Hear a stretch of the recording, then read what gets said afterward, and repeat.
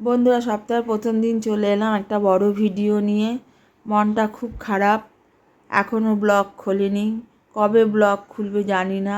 কেন আমাদেরকে ফেসবুক এরকম করছে, নাকি আমাদের কাজ করতে দেবে না বা পরীক্ষা নিচ্ছে, কিছুই জানি না, বুঝতে পারছি না কিছু। যাই হোক, তার মধ্যেও একটা আনন্দের দিন আমরা শুক্রবার দিন কাটিয়েছি। শুক্রবার দিন ছিল পৌষ মাসের অমাবস্যা, পৌষকালী পুজো।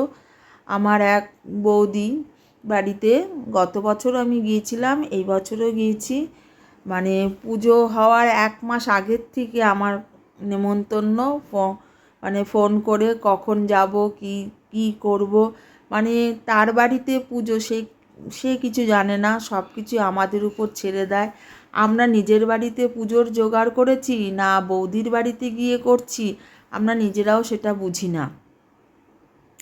এতটা আমাদেরকে ভালোবাসে।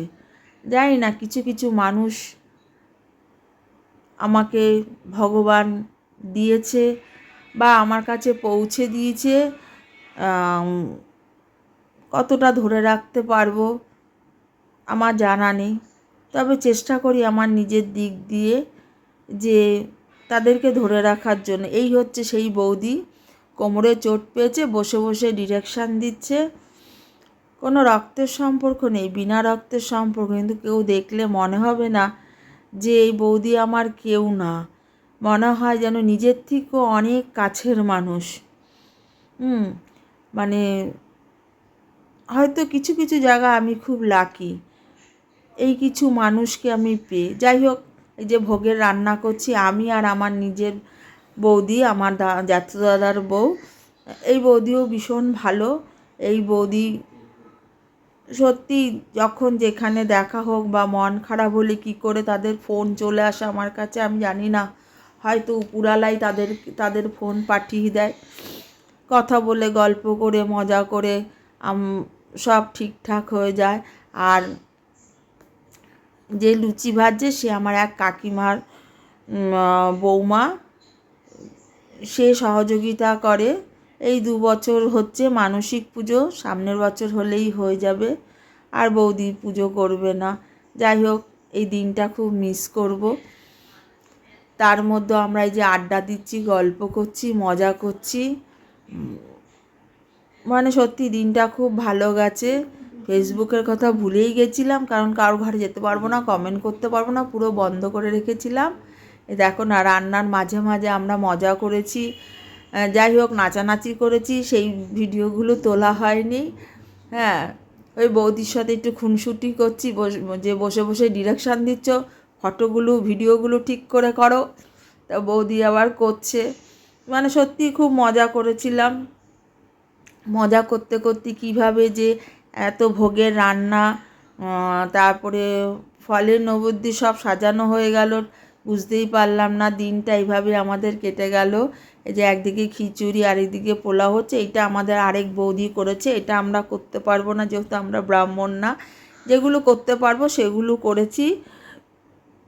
অন্যান্য ভোগের রান্নাগুলো সব করেছি, শুধু অন্ন দুটো এই বৌদি করেছে। এই পুজোয় বসে গেছে, তাও 6টার সময় পুজোয় বসেছে।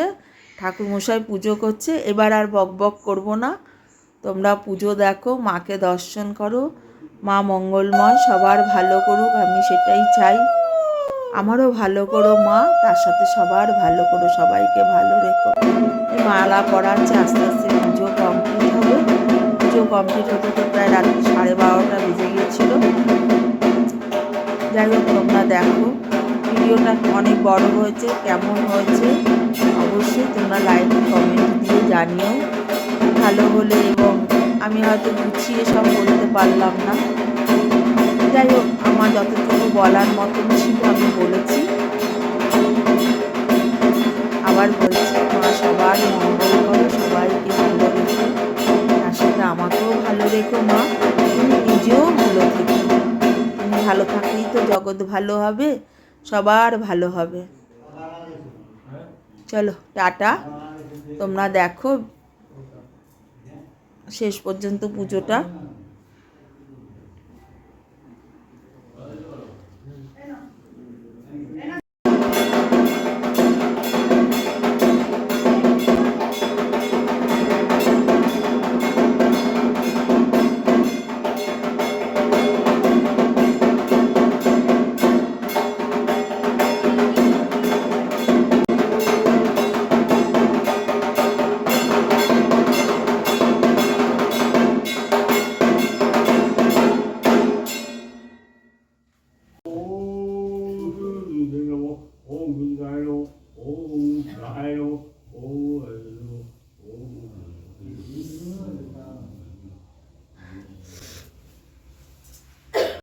রাস্তা দিয়ে ফেরার সময় দেখলাম আরেকটা পুজো হচ্ছে মন্দিরে, সেটাও একটু ভিডিও করলাম। তখন ওখানে যজ্ঞ হচ্ছিল, বেশ ভালো লাগলো। একটু দাঁড়িয়ে থেকে নমস্কার করলাম, একটু ভিডিও করলাম। এটা রাস্তা এক